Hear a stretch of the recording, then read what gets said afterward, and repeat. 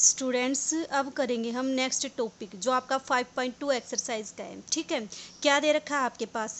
Pressure of body resting on horizontal plane moving upward and direction downward. आपके पास क्या है कि एक हॉरिजेंटल प्लेन है, ठीक है, और इस हॉरिजेंटल प्लेन के ऊपर आपने कोई एक बॉडी रख रखी है। तो इसके आप क्या ऑब्जर्व करोगे इसमें कि जब ये आपका प्लेन अपवर्ड डायरेक्शन में मूव करे तो आपके पास इक्वेशन ऑफ मोशन क्या होगी, और जब आपका ये प्लेन डाउनवर्ड डायरेक्शन में मूव करेगा तो आपके पास इक्वेशन ऑफ मोशन क्या होगी। ठीक है, ये दो केस स्टडी करने हैं हमें इसमें। तो देखो, हमने न्यूटन्स का थर्ड लॉ किया था कि आपके पास क्या होता है कि for every action there is always equal and opposite reaction.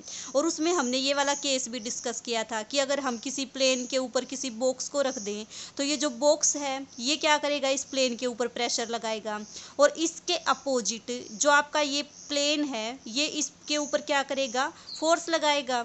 ये दोनों फोर्स आपस में क्या होंगे, इक्वल होंगे। ठीक है, ये क्या फोर्स लगाएगा आपके पास, जो आपके पास ये बॉडी रखी है, मान लो m मास की है तो ग्रेविटी के कारण इसके ऊपर कितना फोर्स लगेगा, mg लगेगा, जो कि इस सरफेस के ऊपर लगेगा।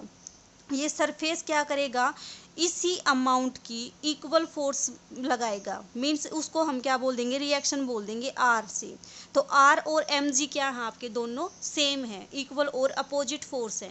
अब आपके पास बात आती है कि अगर मान लो आपके पास ये सरफेस है और इसके ऊपर ये बॉडी रखी है, अगर आपका प्लेन अपवर्ड डायरेक्शन में मूव करेगा, अपवर्ड डायरेक्शन में मूव करे एफ एक्सेलरेशन के साथ, तो जो फोर्स होगा आपके पास क्या हो जाएगा, force is equal to mass into acceleration. Acceleration क्या है आपके पास है एफ, कि जिस मान लो ये एफ एक्सेलरेशन से क्या करता है, अपवर्ड डायरेक्शन में मूव। पहला कौन सा केस है आपके पास है, अपवर्ड डायरेक्शन का।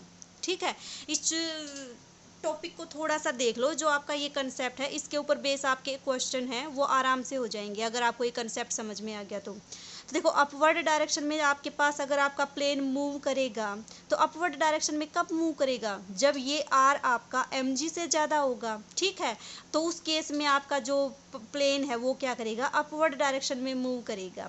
अब देखो, जो इफेक्टिव फोर्स होगा आपके पास, वो इफेक्टिव फोर्स क्या होगा आपका, आर माइनस एम जी। मान लो आपके पास ये कोई एक बॉडी है, इसके ऊपर आपने इधर लगाया 5 न्यूटन फोर्स, इधर लगाया आपने 2 न्यूटन फोर्स, तो जो 3 न्यूटन फोर्स है आपका, 3 न्यूटन फोर्स ही तो आपका इफेक्टिव फोर्स है जो इसको अपवर्ड डायरेक्शन में लेके जाएगा, क्योंकि 2 न्यूटन यहाँ पे है, 2 न्यूटन यहाँ पे है, तो आपकी बॉडी ना तो ऊपर जाएगी ना नीचे जाएगी, वो 2 न्यूटन आपका आपस में बैलेंस हो जाएगा। तो 5 न्यूटन माइनस 2 न्यूटन यानी कि जो 3 न्यूटन फोर्स है आपका, वो इफेक्टिव फोर्स है जो इसको अपवर्ड डायरेक्शन में क्या करेगा, मूव कराएगा। तो सिमिलरली आपका यहाँ पर केस है, आपका मान लो आर रिएक्शन है अपवर्ड डायरेक्शन में, एम जी आपके पास किस में है, डाउनवर्ड डायरेक्शन में। तो जो आपका इफेक्टिव फोर्स होगा जो इसको अपवर्ड डायरेक्शन में लेके जाएगा वो क्या आ जाएगा, आर माइनस एम जी, क्योंकि आर ज़्यादा लगाओगे तभी तो ऊपर जाएगा। तो इसका मतलब जो आपका ये फोर्स है, जिस फोर्स से आपकी बॉडी ऊपर की तरफ मूव करेगी, वो क्या आएगी आपके पास है, R minus M G. R minus M G is equal to M F.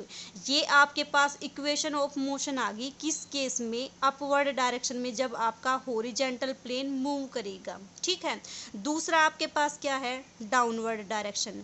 अगर मान लो आपका जो पार्टिकल है, जो हॉरिजेंटल प्लेन है, वो डाउनवर्ड डायरेक्शन में मूव करेगा, तो इसका मतलब क्या होगा, जो डाउनवर्ड वाला फोर्स है वो ज़्यादा होगा। मान लो आपके पास ये एक बॉडी है, इसके ऊपर फोर्स है आपका 2 न्यूटन, तो अगर आपने मान लो यहाँ पे 3 न्यूटन फोर्स लगाया तो ऑब्वियस सी बात है ये वाला फोर्स ज़्यादा है, ये ऊपर लेके जाएगा इसको। नीचे आने का मतलब क्या है कि इस 2 न्यूटन से कम फोर्स लगाओगे यहाँ पे, तो यहाँ पे कितना लगेगा, मान लो 1 न्यूटन फोर्स लगा दिया, तो आपकी जो बॉडी है वो किस फोर्स से नीचे आएगी, जो आपका इफेक्टिव फोर्स होगा वो क्या आ जाएगा, 2 न्यूटन माइनस 1 न्यूटन, यानी कि 1 न्यूटन आपका क्या है, इफेक्टिव फोर्स है।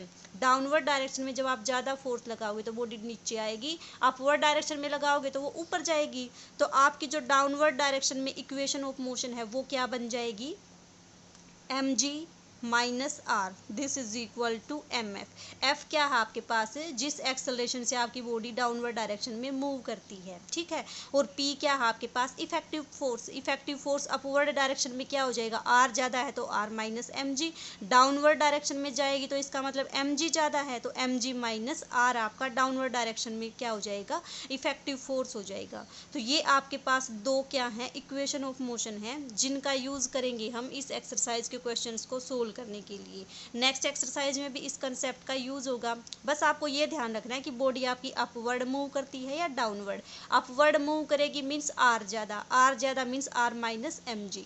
डाउनवर्ड डायरेक्शन में मूव करेगी मीन्स एम जी ज़्यादा, M G minus R is equal to M F. ये आपके पास क्या हो जाएगी, डाउनवर्ड डायरेक्शन में इक्वेशन ऑफ मोशन हो जाएगी, ठीक है। आपका जो लिफ्ट का केस होता है कि मान लो आपके पास ये एक लिफ्ट है, इसमें आपका कोई एक पर्सन स्टैंड करता है, यहाँ पे कोई पर्सन खड़ा है, तो देखो ये जो आपका पर्सन है ये इसके सरफेस के ऊपर फोर्स लगाएगा, लिफ्ट का जो सरफेस है वो इसके ऊपर फोर्स लगाएगा। लिफ्ट अपवर्ड डायरेक्शन में जाएगी या डाउनवर्ड डायरेक्शन में जाएगी, वो दोनों केस आपके इन्हीं के ऊपर बेस हैं, ठीक है।